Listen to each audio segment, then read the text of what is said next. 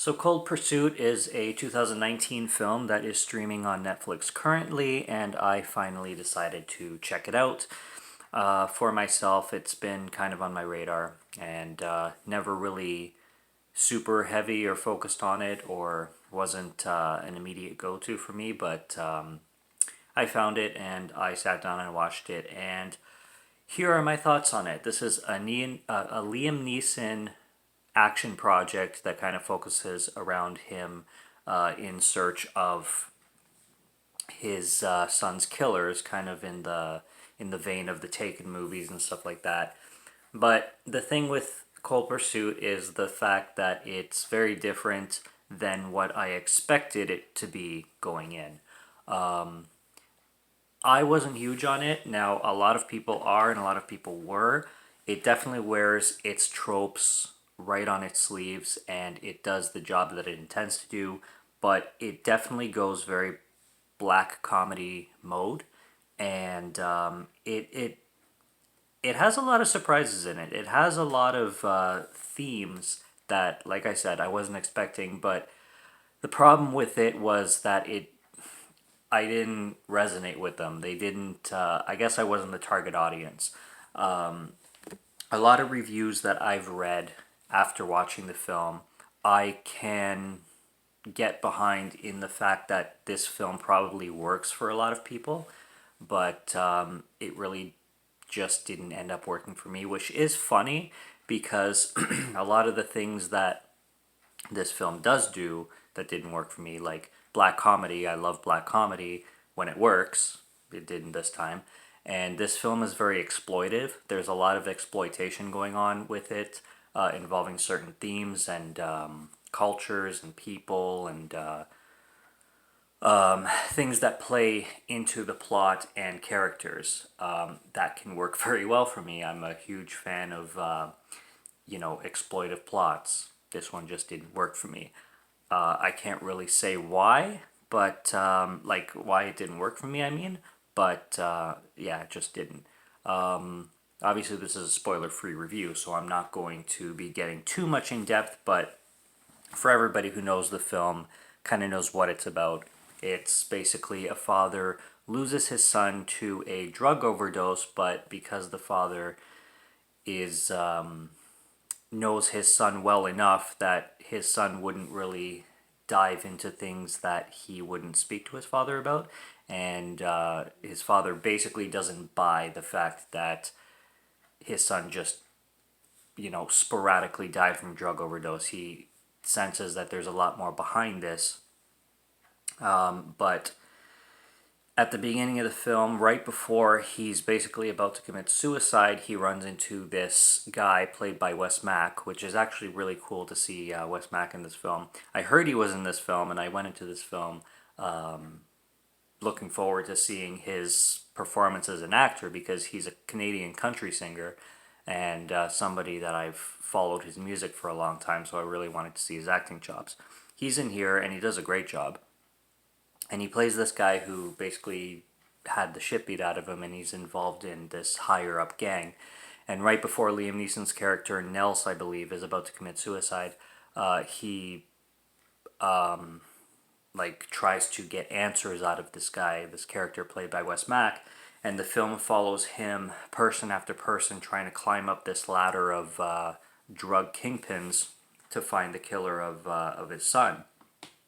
And he ends up in a place where at one point he even uses the high kingpin named Trevor. He uses his son against him, and it just builds up from there. It kind of reminds me of a film that I watched recently called The Mule, the one directed by what's his name, huge guy, Clint Eastwood. Yes, The Mule by Clint Eastwood, which again I wasn't too big on that film, but it kind of plays along that plot where the little guy kind of ends up falling into the drug world, kind of accidentally, but unfortunately. But because he falls into it, he kind of has to play by the rules and kind of make what he's kind of landed into, like make the best out of the shit bucket he's landed into.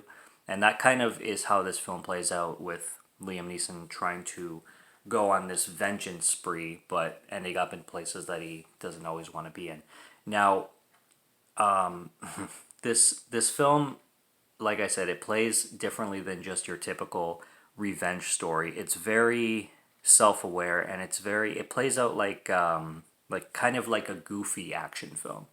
Like it's trying to like it kind of feels, and this is what I wasn't expecting. It kind of feels like a shoot 'em up with Clive Owen, like yeah, Clive Owen, where it's or like Smoking Aces with Ryan Reynolds, where it's over the top. But whereas both of those films worked for me very much, this one, for some reason, maybe it was my expectations going in, maybe it was me expecting, a different type of film, like more straightforward.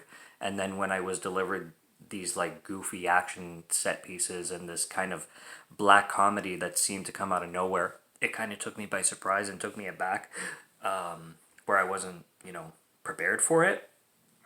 So that could have been it, but I don't know. I just I found myself kind of watching a film that I wasn't prepared for going in, and basically, bottom line, it just didn't work for me. But that's not really taking away from the film. I love the atmosphere of it. I love the snowy setting.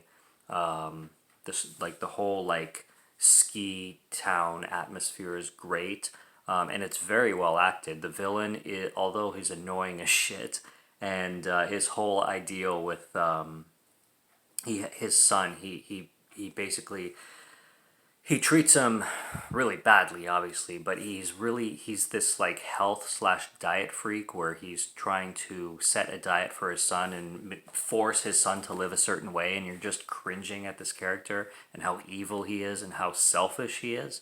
But he does a really good job at being the villain, and you really you feel his presence on screen for sure. So he did a really good job on that. And yeah, it's a revenge tale that plays out like a shoot 'em up, and although it didn't really work for me, it certainly will have its audience, and it's really well shot, and it's really well like it's pretty well acted, and it's fun for it's fun if you know what you're getting yourself into. That's for sure. And there's even this film plays out by chapters too, kind of, where every time like it's one of those where it'll introduce a character on on a black title screen, and then it'll every time a character dies it kind of like introduces them, like the character that they're about to talk about or about to be killed off or whatnot. So it goes like that one by one, which again, this is something that works in some films and doesn't in others. I think if they do that too much, if they add too many chapters or too many characters, like they do in this film, I think you start to lose track of the characters, first of all, but also lose focus from the film and be like, okay, enough already. How many characters are we introducing? Like, I'm not even going to remember all these people. Whereas if they like have like 3 to 4 chapters, where you can get more of a personal, in-depth sense of each one, I think it works a little better.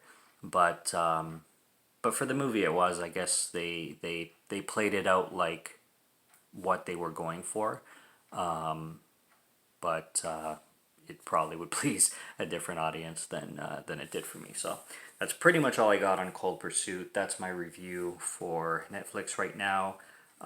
Check it out, stream it somewhere, and judge it for yourself. So subscribe to Morgan Film Fan if you like to listen to my voice or if you like my film reviews. I'll be back for some more soon, and there's lots on the channel. So until next time, have a good one, and cheers.